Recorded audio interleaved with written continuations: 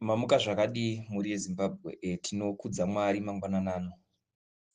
Mwari ngaanamatwe uri musi weSunday kudai topira nhau dzedu kuna Mwari. Tova tiri vanhu vane patience kuti tione kwatiri kubva toona kwatiri kuenda. Nenyaya ndoda kuti ndiclarify ine message yakatumirwa one of my admin in my channel here yesterday yekuti nhasi kuchava kuine list top 10 yemafundisi. Aiwa no. Isusu panapa hatite izvozvo. Hakuna zvinhu zvakadaro. Simba revafundisi harimezhwe nemunhuwo zvake kuti uyu ndiye akapenga kana kuti uyu ndiye akadai. Kuti Mwari akavatuma nezvipo zvakasiyana siyana. Saka maiona kuti even mubhaibheri madisciples akanga aine basa avaiita akasiyana siyana. Andimazvinzwisisa. Vamwe madisciples vanga vane mvuri yaiporesa, ukatoguma mvuri wake waipora. Vakanga vakatumwa vaine mabasa akasiyana siyana. Saka ndo zvakaita vafundisi vedu vatinawo nhasi. Ndo zvakaita maprofits edu atinawo nhasi. Mumwe nemumwe ane basa rake raakatumwa rakasiyana nemumwe. Mumwe zvaanogona mumwe hazvigone, mumwe zvaanogonawo mumwe hazvigone. Saka hapana mufundisi akapiwa basa rese naMwari. Saka mangwanani ano tenzi ngaakudzwe. Dai tiri vamwe tagona kuramba tiine patience. Tinonzwa vamwe vachiti munobva mazonyanya kutaurisa mumachanel enyu dambudziko takanyarara. Munotibvunza kuti vatengwa manyararirei.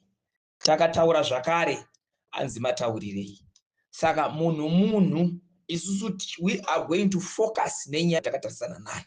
Takamirira mukuru wedu wageza vachauya. Tiri kuziva kuti pane new development yatiri kuita. Yatiri kuziva kuti iyoyo chingungu ndengu inopedza masports. But iri kuitwa muchinyararire nekuti kutaura kuchenjedza muvengi wedu. Andimazvinzwisisa. Dambudziko raminaro vanhu. Even kana takauya panapa takakuudzai. Tiri kudai. Zvobva zvafeira muno matanga kufuti kuti brema isusu. Kuti munongotaura no action. Andimazvona.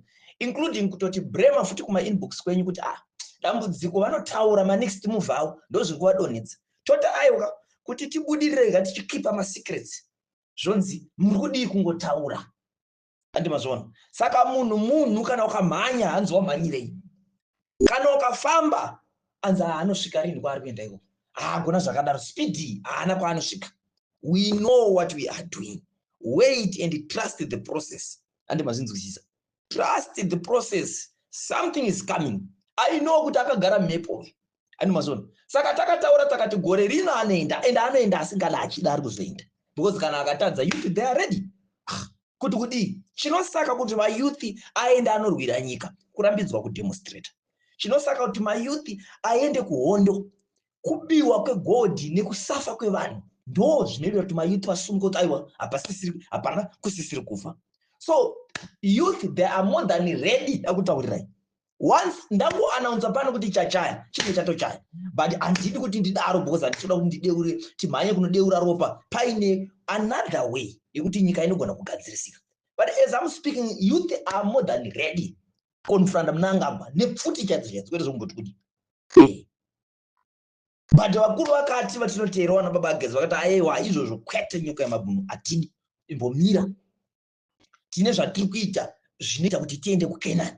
Zvisina kudeura ropa, zvisina chakaipa, anoenda chete. And ari kuzoenda I know. So why are you so panicking? Vamwe vanofona usiku. That's the reason why most of the leaders vamwe havadi kupa vanhu namba dzavo because vamwe vanopedzisira vakuabhisa namba idzodzo.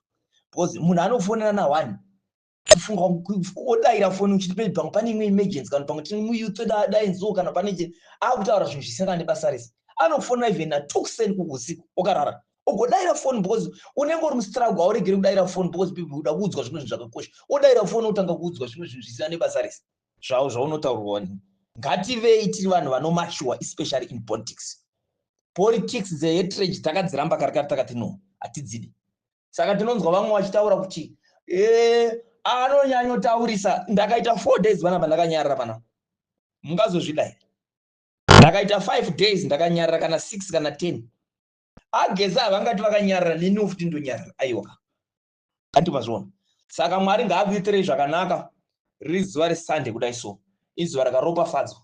Ngatityei Mwari. Tive tiri vanhu vaMwari vanoziva kuti tinofanira kunge tichinamata. Toisa upenyu hwedu kumaoko aJehovha.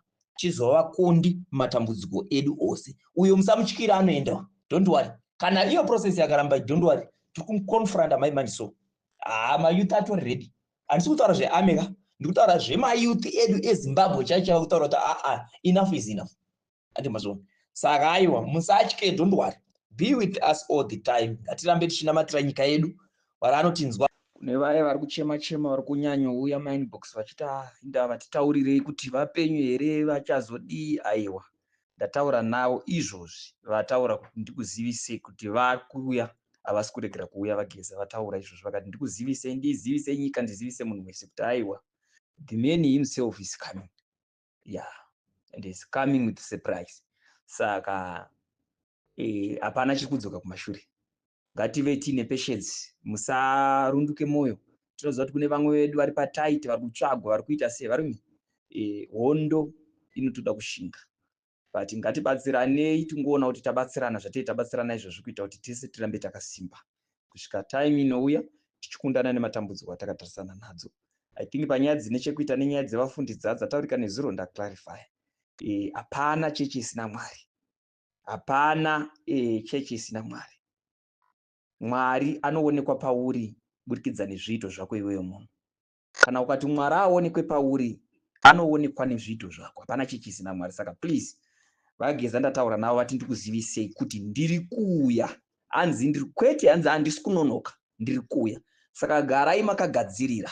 Handimanzwa. Garai makagadzirira. Izvozvi ndabva kutaura navo vachinditi ndikuzivisei imimi vanhu. Vari worried hysteric. Vanouya here, vakafa here, zvazodii, vati ndiri kuuya, vati ndikuzivisei. Vari kuuya.